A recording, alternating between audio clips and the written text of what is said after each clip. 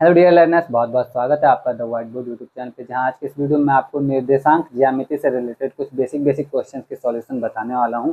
Basic basic question जो ये सारे हैं सिर्फ बेसिक नहीं है, थोड़े बहुत अच्छे भी हैं लेकिन बहुत ज़्यादा हाई लेवल के नहीं हैं। आपके जनरल पेपर बोलो या 6 to 8 वाला पेपर बोलो, उसके पॉइंट ऑफ व्यू से इंपॉर्टेंट हो सकते हैं। तो चलो फटाफट से देख लो। अब ये जो क्वेश्चन है ये मैंने AI से जनरेट करवाया है। गूगल का जो जेमिनी AI है उससे जनरेट करवाया, क्योंकि उससे मेरा काम जल्दी हो जाता है, आसानी से हो जाता है और अच्छे अच्छे क्वेश्चन अलग अलग वेरिएशन में मिल जाते हैं। मेरे पास 30 क्वेश्चन थे, एक क्वेश्चन का स्क्रीनशॉट नहीं हो पाया तो PDF नहीं बन पाया, तो 29 क्वेश्चन बचे हैं। फटाफट सारे क्वेश्चन देखना, आपको बहुत अच्छे से समझ में आ जाएगा। और ये जो वीडियो है स्पेशली एक कमेंट आया था कि इसके बेसिक क्वेश्चन चाहिए, निर्देशांक कार्तीय तल और निर्देशांक ज्यामिति से रिलेटेड बेसिक क्वेश्चन पे एक वीडियो बनाने के लिए कहा गया था मुझसे, तो मैंने सोचा चलो बना देता हूँ। ठीक है, चलिए वीडियो को स्टार्ट करते हैं। काफ़ी लंबा इंट्रो हो गया, 1 मिनट का हमारा। तो ऐसे तो डिटेल में समझा जा सकता है स्टार्ट करके, लेकिन क्वेश्चन सॉल्व करते करते समझेंगे तो दोनों काम हो जाएगा हमारा, समझ भी लेंगे और क्वेश्चन का प्रैक्टिस भी हो जाएगा। किस तरह के क्वेश्चन हमारे एग्जाम में आ सकते हैं वो भी हो जाएगा। तो क्वेश्चन आपको दिखेगा आपके सामने, ये रहा। ठीक है, तो चलिए स्टार्ट करते हैं। पहला क्वेश्चन हमारा क्या है, इन द कार्टेशियन तल में क्षैतिज अक्ष का क्या नाम है।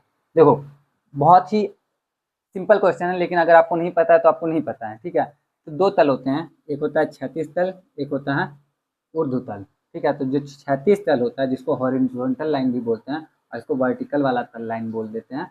तो ये जो क्षैतिज तल होता है इसको हम एक्स अक्ष बोलते हैं, और ये जो हॉरिजॉन्टल अरे सॉरी वर्टिकल होता है इसको वाई अक्ष बोलते हैं। तो पहला जो प्रश्न था हमारा कि क्षैतिज कार्टेशियन तल में क्षैतिज अक्ष का क्या नाम है, वो क्या है हमारा एक्स अक्ष है। चलो बढ़ते हैं आगे अगले क्वेश्चन की तरफ। अगला क्वेश्चन क्या है हमारा, कार्टेशियन तल के मूल बिंदु के निर्देशांक क्या होते हैं। तो देखो भाई, यही अगर कार्टेशियन तल है ना, हमारा कार्तीय तल जो है, मूल बिंदु, अब देखो है तो बहुत ही बेसिक क्वेश्चन। ठीक है, और आपको पता भी होगा, लेकिन वीडियो बना रहे हैं बेसिक से ही प्रो पे जाने के लिए, तो मैं भी बता देता हूँ फिर से कि मूल बिंदु जो होता है ये होता है, और इसका निर्देशांक जो होता है वो होता है 0 और 0। तो कार्तीय तल में मूल बिंदु का जो निर्देशांक होगा वो हमेशा 0 0 होगा, जो कि ऑप्शन बी वाला है इसमें। ठीक है, आते हैं थर्ड क्वेश्चन पे। तो थर्ड क्वेश्चन है हमारा कि -5, 2 किस चतुर्थांश में स्थित है। तो ध्यान देना आप लोग कि चलो अब इसको थोड़ा सा अच्छे से समझ लेते हैं, क्योंकि ये अगर अच्छे से हम समझ लेंगे तो इसके बाद भी इस तरह के जितने क्वेश्चन होंगे सब फटाफट हो जाएगा हमारे। इसलिए तो कार्तीय तल पहले बना लेते हैं। ये एक्स अक्ष है, ये वाई अक्ष है, ये मूल बिंदु है जिसका निर्देशांक होता है 0 0। जब हम मूल बिंदु से दाईं तरफ जाते हैं तो सारे के सारे जो निर्देशांक होंगे एक्स अक्ष पे वो प्लस में होंगे। तो 1 2 3 4 क्या होगा, सब प्लस में। और जब मूल बिंदु से बाईं तरफ जाएंगे तो सारे निर्देशांक क्या होंगे, माइनस में होंगे। तो 1 2 3 4 5 जो भी होगा सब माइनस में होगा। मूल बिंदु से ऊपर की ओर जाएंगे तो वाई अक्ष पे आएगा हमारा 1 2 3 4 5, और नीचे जाएंगे तो फिर वही -1 -2 -3 -4, इस तरह से मिलेगा हमें। ठीक है, अब समझना यहाँ से कि हमारा जो निर्देशांक दिया गया है -5, 2। ठीक है, तो -5 देख लो आप कहाँ, जब भी निर्देशांक इस तरह से दिया रहे, पहला वाला जो होता है वो एक्स अक्ष का होता है। तो एक्स अक्ष पे -5 कहाँ है, यहाँ है। और 2 कहाँ है, तो 2 देखो, अब 2 वाई अक्ष पे चाहिए तो वाई अक्ष पे 2 कहाँ है, तो यहाँ है। तो इन दोनों से मिलने वाला, इन दोनों से गुजरने वाली रेखा जिस बिंदु पे टकराएगी, जैसे इससे गुजरने वाली रेखा अगर मैं इस तरह से बना देता हूँ, ठीक है, गुजरने वाली रेखा नहीं, मतलब समझ लो कि 2 को हम इधर लेके आए, 5 को ऊपर लेके जाए ना, तो यहाँ पे ये बिंदु एक बन रहा है। इस बिंदु का निर्देशांक होगा हमारा -5, 2, क्योंकि एक्स अक्ष पे -5 और वाई अक्ष पे 2 पे है ये। ठीक है, अब इसका निर्देशांक आ गया -5, 2। अब हमसे पूछा गया कि ये कौन से चतुर्थांश में है। तो चतुर्थांश हमारे पास में जब भी ये कार्तीय तल बनता है इसमें 4 चतुर्थांश होते हैं। ये पहला, ये दूसरा, ये तीसरा और ये चौथा। तो ये कौन से चतुर्थांश में क्लियर हो गया हमारा, ये दूसरे चतुर्थांश में, और इसका आंसर होगा चतुर्थांश 2, जो कि ऑप्शन डी में है। आगे बढ़ेंगे चौथे क्वेश्चन की तरफ। तो वो है हमारा, मूल बिंदु से 3 4 की दूरी क्या है। देखो, बिंदु 3 4 की दूरी पूछ रहा है, मूल बिंदु तो ये है। 3 4 कहाँ पे आएगा, 3 4 जब हमें पता करना है कहाँ पे है, तो 3 कहाँ है। अगर हम 3 4 की बात कर रहे हैं तो 3 तो हमारा एक्स अक्ष पे होना चाहिए और 4 हमारा वाई अक्ष पे। वाई अक्ष पे 4 ये रहा और एक्स अक्ष पे 3 ये रहा। तो इन बिंदु 3 4 जो होगा वो यहाँ होगा। ठीक है, ये रहा हमारा बिंदु 3 और 4। अब हमसे पूछा गया कि मूल बिंदु से बिंदु 3 4 के बीच की दूरी क्या है। बीच की दूरी का फॉर्मूला हम लगा सकते हैं। बीच की दूरी का फॉर्मूला क्या होता है, अब देखो ये इस बिंदु का निर्देशांक है 0 0, इस बिंदु का निर्देशांक है 3 4, इन दोनों के बीच की दूरी का फॉर्मूला हम लगा सकते हैं, लेकिन यहाँ पे हम फॉर्मूला नहीं लगाएंगे, यहाँ पे हम थोड़ा सा दिमाग लगाएंगे। दिमाग क्या लगाएंगे, यहाँ से यहाँ तक की दूरी देखो 3 इकाई है, और यहाँ से यहाँ तक की दूरी देखो 4 इकाई है, और ये जो है 90 डिग्री का कोण है, तो उस तरह से ये हमारा क्या बन जाएगा, कर्ण होगा।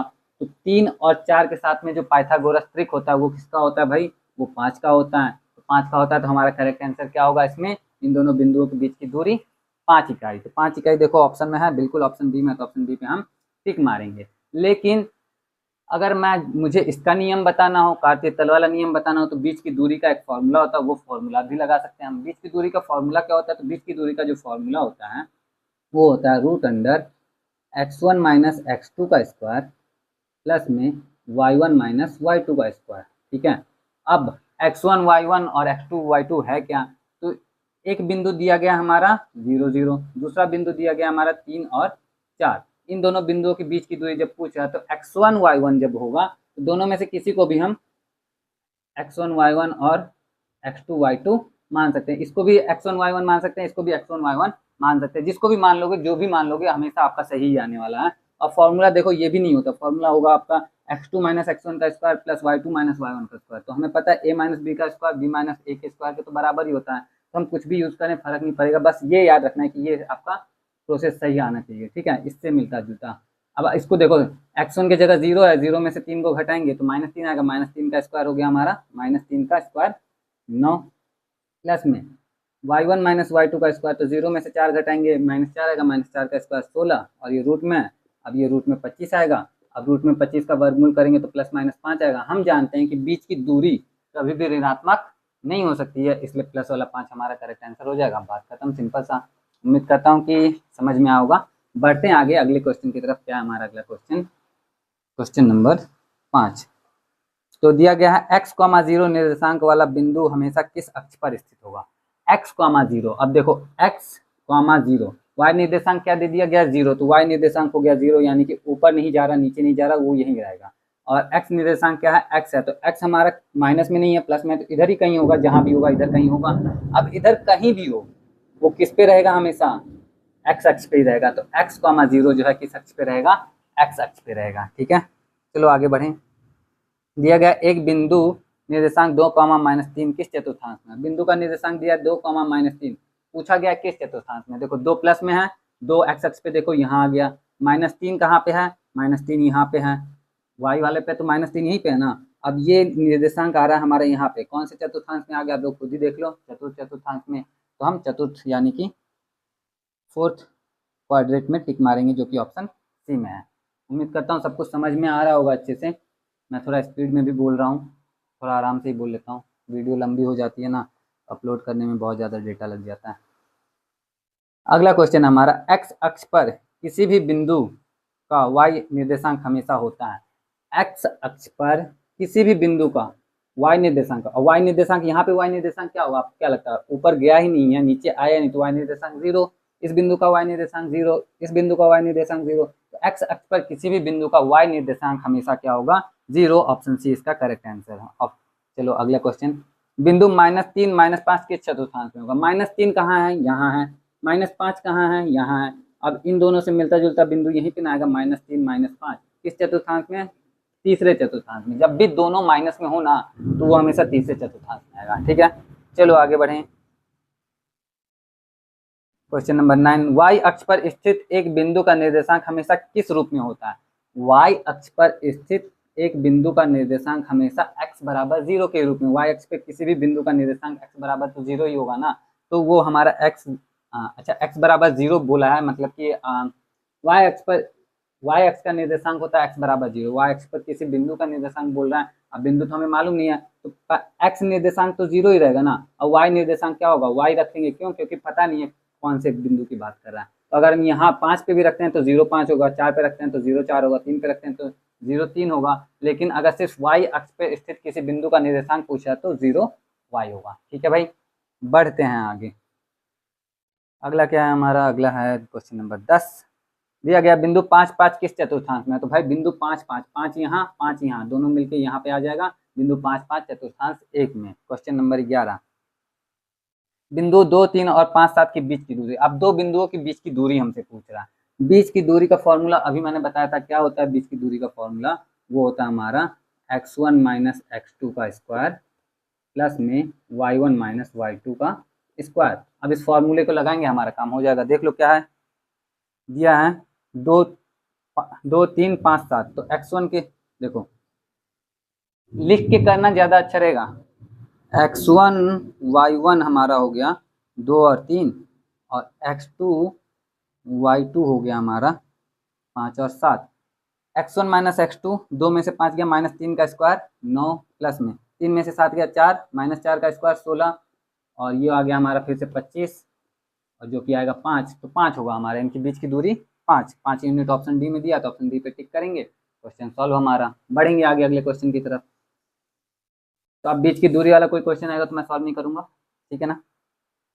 आगे देखो भाई, क्वेश्चन नंबर 12, बिंदु इतना इतना को जोड़ने वाली रेखाखंड का मध्य बिंदु का निर्देशांक। मध्य बिंदु का निर्देशांक देख लो। अब इसको मिटा देते हैं, इसकी जरूरत हमें जब पड़ेगी तो फिर से बना लेंगे, ठीक है। नहीं तो इतने से जगह में ही एडजस्ट करना पड़ रहा है बार बार, उधर तो क्वेश्चन चल रहा है। तो क्वेश्चन क्या है हमारा, बिंदु इतना इतना को जोड़ने वाले रेखाखंड का मध्य बिंदु। एक बिंदु है हमारा 4 माइनस 2, दूसरा बिंदु है हमारा -6, 8। अब इसके बीच में कोई बिंदु है, इस बिंदु का निर्देशांक हमसे पूछ रहा है। बहुत आसान है। अब अलग अलग ऐसे तो मध्य बिंदु का निर्देशांक जो होता है वो होता है हमारा x1 प्लस x2 बटा 2 y1 प्लस y2 बटा 2, और ये है हमारे मध्य बिंदु के निर्देशांक का फॉर्मूला। आप इस फॉर्मूले से कर सकते हो, डायरेक्ट भी कर सकते हो। देखो इन दोनों को जोड़ दो, x वाले को x वाले से जोड़ लो, ठीक है। 4 और -6 को जोड़ेंगे आएगा -2, -2 का कर लो आधा, -2 का आधा हो जाएगा हमारा -1। -2 और 8 को जोड़ो तो आएगा हमारा 6, 6 का आधा 3, तो -1,3 हमारा क्या आएगा, मध्य बिंदु आएगा। अब -1,3 ऑप्शन सी में, तो ऑप्शन सी पे टिक मारो, आगे बढ़ो।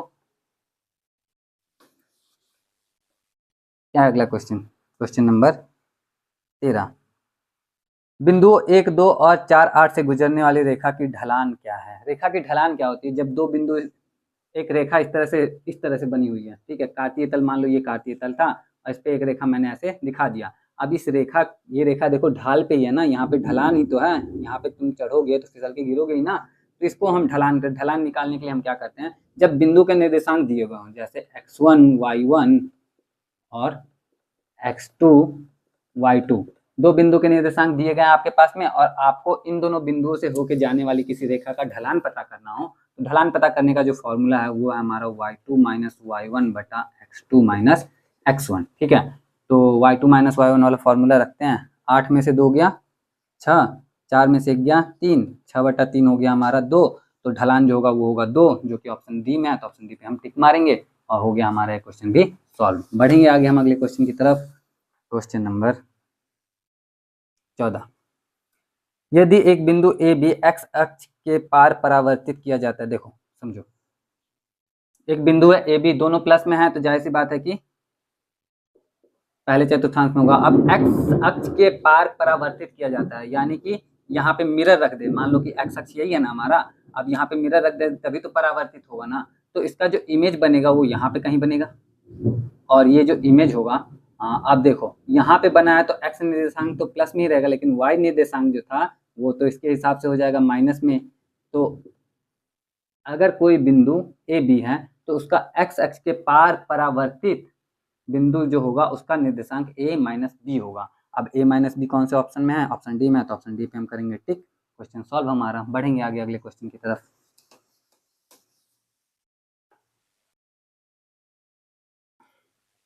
दिया गया है शीर्षों इतना इतना इतना वाले त्रिभुज का क्षेत्रफल क्या है। अरे भाई इसका तो सॉल्यूशन भी आपको दिख ही रहा है क्लियरली, है ना। तो क्या है इसका त्रिभुज का क्षेत्रफल, देखो सीधी सी बात है, 0 0 है तो यानी कि वो तो मूल बिंदु की बात कर रहा है। उसके बाद में 4 0 है, 4 0 यानी x निर्देशांक 4 0, 4 0 यहाँ पे आ जाएगा, और उसका 0 3 है यानी कि ये यहाँ पे आ जाएगा। अब इस वाले त्रिभुज का क्षेत्रफल हमसे पूछ रहा है। आप खुद ही देख रहे हो कि जब ये 4 0 है तो यहाँ से यहाँ तक की दूरी 4, ये 0 3 है तो यहाँ से यहाँ की दूरी 3, तो इसकी दूरी हो जाएगी 5, ठीक है। लेकिन नहीं भी है, एक समकोण त्रिभुज बन रहा है वो तो हमें दिख ही रहा है। अब समकोण त्रिभुज के हिसाब से आप इसको देखो तो 1/2 गुणे आधार गुणे ऊंचाई लगा दोगे, और 1/2 गुणे आधार गुणे ऊंचाई जैसे ही लगाते हो आपका काम हो गया। 6 यूनिट हमारा आ जाएगा, 6 यूनिट नहीं, 6 यूनिट स्क्वायर। चलो आगे बढ़ें। आगे हमारा यदि रेखाखंड का मध्य बिंदु इतना है, अंतिम बिंदु इतना है, तो दूसरे अंतिम बिंदु का निर्देशांक क्या होगा। देखो भाई, रेखाखंड का मध्य बिंदु जो दिया है वो है 2,5 और अंतिम बिंदु जो दिया है वो है 6,3।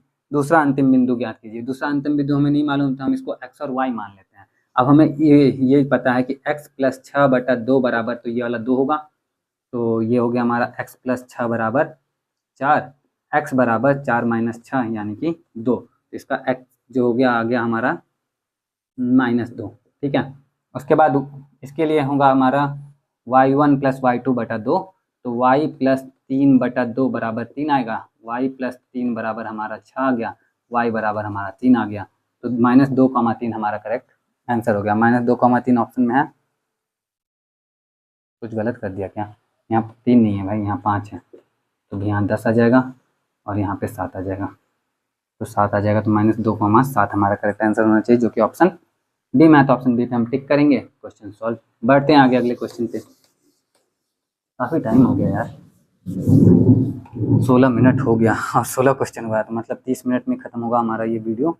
निम्नलिखित में कौन सा बिंदु समीकरण y = 2x - 1 द्वारा दी गई रेखा पर है। देखो, समीकरण अगर आपके सामने दिया गया हो और पूछा गया हो कि कौन सा बिंदु इस समीकरण, अब ये रेखा का समीकरण है, अब अगर ये इस रेखा का समीकरण है और इस पे कोई बिंदु ये है और इसका निर्देशांक x, y है, तो x का मान इसमें रखने पे, y का मान इसमें रखने पे ये हमारा बराबर आना चाहिए, ठीक है। अब वही चीज पूछा है कि मान लो ये इस रेखा का समीकरण है, अब इनमें से कौन सा 4 बिंदु दिए गए ना ऑप्शन में, इनमें से कौन सा बिंदु ऐसा है जो इस रेखा पर स्थित है। तो आपको क्या करना है, 3, 5। पहला ऑप्शन में क्या दिया गया, 3 और 5, तो आप कुछ नहीं, x की जगह 3 और y की जगह 5 रख के देखो आपका क्या आता है। y की जगह 5 रखते हैं, 3 दूना 6 - 1, 5 = 5 हमारा आ गया एक ही बार में करेक्ट, तो 3, 5 पे आप टिक मार दो। लेकिन बाकी दूसरा भी रख के देख लो क्या आता है, तो अगर 0 रखते हैं तो 0 = 0 × 2 -1 आ गया, जो कि बराबर नहीं है, यानी कि 0 वाला जो है वो इस रेखा पे नहीं है। इसी तरह से बाकी दोनों भी आप चेक कर सकते हो, कोई बड़ी बात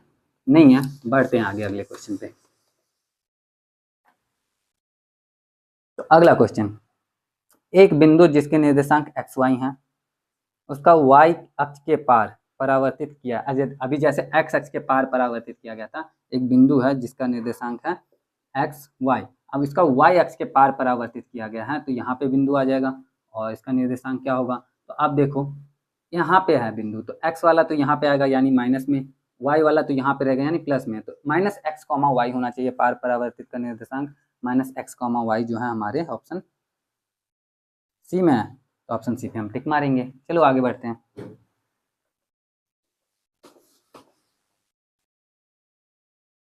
एक वर्ग के शीर्षों के निर्देशांक दिए गए हैं और वर्ग का परिमाप ज्ञात कीजिए। देखो भाई, वर्ग के शीर्ष दिए गए हैं, पहला शीर्ष है 0, 0, दूसरा शीर्ष है 5, 0, 5, 0 यहाँ पे आ जाएगा हमारा, क्योंकि यहाँ से यहाँ पे 5 दूरी।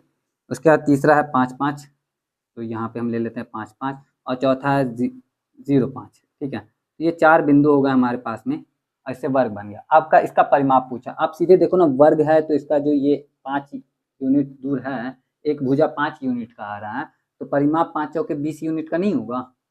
कुछ मुश्किल है क्या इसमें? वर्ग के परिमाप का फॉर्मूला तक नहीं लगाना पड़ा यहाँ पे हमें, ठीक है। चलो आगे बढ़ते हैं। 3 बिंदु ए, बी और सी दिए गए हैं, क्या हुए, संरेख हैं, सीधी रेखा पर हैं कि नहीं है। संरेख का मतलब जैसे 3 बिंदु यहाँ पे दिए गए हैं, ए का निर्देशांक दिया गया हमारा 1,1, बी का निर्देशांक जो दिया गया है वो दिया गया 2,3 और सी का जो निर्देशांक दिया गया है वो दिया गया 3,5। अब बिंदु संरेख हैं कि नहीं है, इसको पता करने का अलग अलग तरीका होता है, लेकिन यहाँ पे हमसे ऑप्शन में ही कुछ दे रखा है, उसको पढ़ के देखते हैं कौन सा हो सकता है। पहला दिया गया है नो, ये तीनों संरेख नहीं है। क्यों नहीं है, रीजन दिया गया है, because they are in different quadrants. अगर उनके निर्देशांक, अगर बिंदु के अलग अलग निर्देशांक है तो इसका मतलब ये थोड़ी कि संरेख नहीं हो सकता। तो पहला हमारा गलत है, पहला जो है वो उस पर हम टिक नहीं करेंगे। दूसरा पढ़ते हैं, यस, दूसरा दिया गया कि हाँ ये तीनों संरेख हैं। रीजन क्या दिया है, because the slope of A B and B C are equal. जो ए बी और बी सी का स्लोप है यानी कि ढाल है वो बराबर है। तो चेक कर लेते हैं कि क्या सच में दोनों का ढाल बराबर है। तो ए बी का ढाल पता करने के लिए मैंने क्या फॉर्मूला बताया था, याद होगा आपको, y2 माइनस y1 बटा x2 माइनस x1। तो y2 माइनस y1 यानी 3 में से 2 गया, 3 में से 1 गया 2 और 2 में से 1 गया 1। तो ढाल जो आ गया वो तो 2 आ गया ए बी का। बी सी का ढाल पता करो तो 5 में से 3 गया 2, 3 में से 2 गया 1।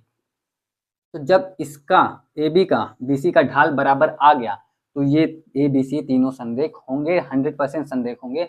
रीजन आप ऐसे समझ लो, सीधे सीधे नियम ही समझ लो ना कि जब दो रेखाएं संरेख होती हैं तो उन दोनों रेखाओं के जो बिंदु होते हैं वो जब दो रेखाओं की ढाल क्या आती है, समान आ जाती है, स्लोप समान आ जाता है, तो वो तीन बिंदु जो जिनसे वो दोनों रेखाएं निरूपित की गई थी वो संरेख होते हैं। ठीक है, ऐसे समझ लो ना, जैसे मान लो ये आपका कार्तीय तल है, अब इसकी ढाल, ठीक है, जो है, अब इस पे उपस्थित मैं 10 बिंदु ले लूं। कितने बिंदु ले लूं इस पे उपस्थित? 10 बिंदु। तो 10 बिंदु से दो दो बिंदु का जब मैं ढाल निकालूंगा सबका ढाल तो यही आएगा ना। तो ये सारे के सारे 10 के 10 बिंदु संरेख हो जाएंगे। तो यहाँ पे तो सिर्फ 3 बिंदु दिया गया। तो ये हमारा बी जो है वो बिल्कुल करेक्ट है। और हम बढ़ते हैं आगे अगले प्रश्न पे, जो है हमारा प्रश्न 21। धीरे धीरे लेवल बढ़ रहा है ना। यदि कोई बिंदु चतुर्थांश 3 में है तो उसके निर्देशांकों का संभावित चिन्ह, चतुर्थांश 3 में तो उसके निर्देशांक दोनों के दोनों माइनस में होंगे, अभी बताया था थोड़ी देर पहले। 22 पे आओ। क्षेत्रों दिया गया 0 0 6 0 6 4 और 0 4 वाले आयत का क्षेत्रफल क्या होगा? अरे भाई यार, वर्ग दिया था, अब आयत दे दिया। अब 0 0 तो दे ही दिया है, उसके बाद दूसरा है 6 0, तो 6 0 यहाँ पे आएगा। अब यहाँ से यहाँ की दूरी तो 6 ही हो गई ना, और दूसरा दिया गया हमारा 0 4, तो ले लो भाई 0 4। अब यहाँ से यहाँ की दूरी 4, तो जब आयत है भाई इसका आ जाएगा 6 4, तो आयत है तो हमें लंबाई मिल गया, चौड़ाई मिल गया, तो क्षेत्रफल हमें नहीं मिलेगा 6 चौके 24 आ जाएगा। 24 हमारा करेक्ट आंसर। ए पे टिक मारेंगे, बढ़ेंगे आगे। ठीक है, दिखने में ही खतरनाक होता है, उतना खतरनाक नहीं होता ये। ठीक है, आगे बढ़ते हैं। बिंदुओं 5 2 और 5 -4 को जोड़ने वाले रेखाखंड का ढलान देखो। दो बिंदु दे दिए गए हैं, 5 2 5 -4, इनका ढलान पूछ रहा है। ढलान के लिए हम क्या जानते हैं, y2 माइनस y1, तो -4 में से -2 घटाएंगे -6। अब 5 में से 5 घटाएंगे x2 माइनस x1, तो ये आएगा 0। किसी भी संख्या में 0 से भाग देते हैं तो वो जो है परिभाषित तो होता नहीं, डिफाइंड तो होता नहीं, तो इसलिए इसका ऑप्शन जो होगा ऑप्शन बी अनडिफाइंड, अपरिभाषित हो जाएगा। ठीक है भाई, चलो आगे बढ़ें। आगे दिया गया बिंदु 1 2 और x2 के बीच की दूरी 3 इकाई है, x का संभावित मान क्या है? दो बिंदु दिए गए हैं, 1 2 और x 2, इनके बीच की दूरी दे दी गई है 3 इकाई। तो अब हमें x का मान पता करना है। बीच की दूरी का फॉर्मूला हम जानते हैं, क्या होता है बीच की दूरी का फॉर्मूला? x1 माइनस x2 का स्क्वायर, 1 माइनस x का स्क्वायर, 1 मिनट, 1 माइनस x का स्क्वायर। अगर हम इसको यहाँ पे लिखने में a माइनस बी का स्क्वायर करें और b माइनस ए का स्क्वायर, तो हम x माइनस 1 लिखते हैं, ज़्यादा अच्छा रहेगा। हाँ, लिए आगे बढ़ते हैं। 2 में से 2 गया 0 का स्क्वायर, बराबर में आएगा 3 यूनिट, क्योंकि दिया गया बीच की दूरी 3। तो इसको हल करेंगे तो x माइनस 1 बराबर 3 है, तो x बराबर हमें मिल गया 4। तो 4 आ गया हमारा करेक्ट आंसर, जो कि ऑप्शन बी में है। लेकिन अगर हम बाई चांस 1 माइनस एक्स लिखे होते तो क्या होता, तो हमारा आंसर -2 भी आ जाता, और अगर -2 ऑप्शन में होता तो वो भी करेक्ट आंसर माना जा सकता था। ठीक है, क्योंकि दोनों मान पे 3 आ जाएगा ये आपका। ठीक है, तो इसलिए वो होता, लेकिन ऑप्शन में है ही नहीं -2, 2 प्लस में है, तो हम उसको अवॉइड कर सकते हैं अभी। ठीक है, अच्छा मैं इतना जल्दी बोल रहा हूँ, ज़्यादा जल्दी तो नहीं बोल रहा, समझ में आ रहा है ना सब कुछ? बता दियो कमेंट करके, हालांकि रिस्पॉन्स देके तो समझ में आ ही जाता है मुझे भी। बिंदु -3 5 का मूल बिंदु के सापेक्ष परावर्तन। अब इस बार देखो, सापेक्ष परावर्तन पूछा, अभी x के सापेक्ष पूछा था, y के सापेक्ष, अब मूल बिंदु के सापेक्ष पूछ दिया। तो चलो मूल बिंदु के सापेक्ष परावर्तन दिखाते हैं। जैसे दिया गया बिंदु -3 5, तो -3 5 यानी कि यहाँ पे ये है हमारा, ना यहाँ नहीं, -3 5 आ जाएगा हमारा यहाँ पे, -3 5, तो यहाँ पे आएगा। अब इसका सापेक्ष परावर्तन देखोगे मूल बिंदु के सापेक्ष, तो ये हमारा कुछ यहाँ पे आएगा। ठीक है। अब यहाँ पे आएगा तो ये तो माइनस में मिल गया हमें और ये मिल गया हमें प्लस में, तो -3,5 जो था वो हमें मिलेगा 3,-5 के रूप में। तो 3,-5 कहाँ है, 3,-5 ऑप्शन सी में, तो ऑप्शन सी पे हम यहाँ पे टिक करेंगे। हो गया हमारा, बढ़ेंगे आगे।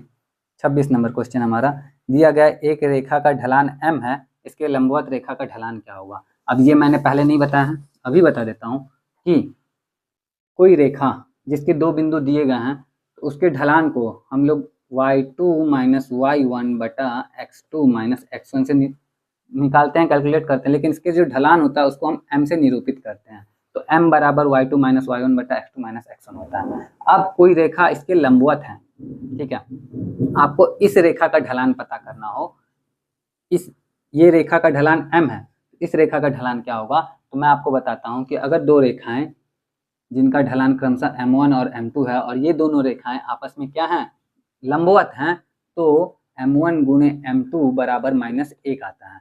तो उस केस में अगर m1 बराबर m है हमारा, तो m2 बराबर कितना होगा, m1 बराबर अगर हमारा m है, एक रेखा की ढलान m है, तो m2 का जो वैल्यू हो जाएगा वो हो जाएगा -1/m। ठीक है, तो माइनस में आ जाएगा हमारा 1/m। अब -1/m कहाँ है हमारा, ऑप्शन डी में, तो ऑप्शन डी पे हम टिक करेंगे और ये क्वेश्चन भी हमारा सॉल्व हो गया। चलो बढ़ें आगे अगले प्रश्न पे, जो है हमारा क्वेश्चन नंबर 27 नहीं है, वही स्क्रीनशॉट लेना भूल गया, गायब हो गया। चलो 28 देख लो। समीकरण 3x - 2y बराबर 12 द्वारा दी गई रेखा का अवरोधन क्या है। एक रेखा है जिसका समीकरण दिया गया है 3x - 2y बराबर 12। अब मान लेते हैं ये रेखा कहीं होगा, जैसे मान लो ये रेखा ये रहा, ठीक है, मान लो इस रेखा का समीकरण है ये। अब इसका x अवरोधन पूछ रहा है, यानी कि वो बिंदु पूछ रहा है कि जहाँ पे ये x से अवरोध कर रहा है, इंटरसेक्ट कर रहा है, मिल रहा है, x इंटरसेक्ट क्या है, तो जहाँ पे ये x से मिल रहा है वो बिंदु, अब इस बिंदु का निर्देशांक क्या है ये हमसे पूछा। अब ये बिंदु कौन सा हो सकता है हमें पता नहीं है, इस समीकरण से पता करना है। तो अब इस बिंदु का निर्देशांक पता करने के लिए मान लेते हैं इस बिंदु का निर्देशांक जो है वो x कॉमा क्या है 0 है, और ये बिंदु इस रेखा पर भी है, इसका मतलब x की जगह पे x और y की जगह पे 0 रख देंगे तो ये बराबर आना चाहिए हमारा। अभी पहले ही क्वेश्चन, इससे पहले इस तरह का क्वेश्चन सॉल्व किया हमने, x की जगह x और y की जगह 0 रख के देखते हैं। तो 3x बराबर 3x - 2 गुने 0 यानी कि 0 बराबर आ गया हमारा 12। तो 3x बराबर 12 आ रहा है, तो x बराबर हमारा 4 आ गया, x बराबर 4 आ गया, यानी कि x इंटरसेक्ट जो है वो 4 है, यानी कि बिंदु 4 0 पे ये x अक्ष पे मिलेगी। सिंपल था, उम्मीद करता हूँ समझ में आएगा, यहाँ पे टिक भी लगा हुआ है तो समझ ही सकते हो।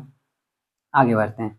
आगे 29 नंबर में, निम्नलिखित में से कौन सा बिंदु त्रिभुज का एक शीर्ष है जिसके शीर्ष अरे भाई इससे आसान क्या होगा, इससे आसान तो कुछ होगा ही नहीं। देखो त्रिभुज है जिसके शीर्ष कुछ इस तरह से दिए गए, 1 1 5 1 और 3 4।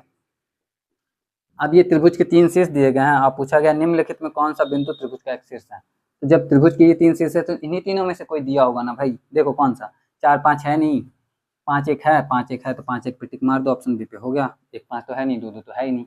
लास्ट क्वेश्चन हमारा क्वेश्चन नंबर 30 दिया गया है, रेखा y बराबर x के पार परावर्तक एक बिंदु का निर्देशांक 3 4 है। y बराबर x के पार परावर्तित बिंदु का निर्देशांक 4,3 दिया हुआ है। पार परावर्तित होने पे बिंदु का जो निर्देशांक होता है ना वो बदल जाता है। पहले बिंदु का निर्देशांक अगर xy रहा होगा तो अब बिंदु का निर्देशांक yx हो गया होगा।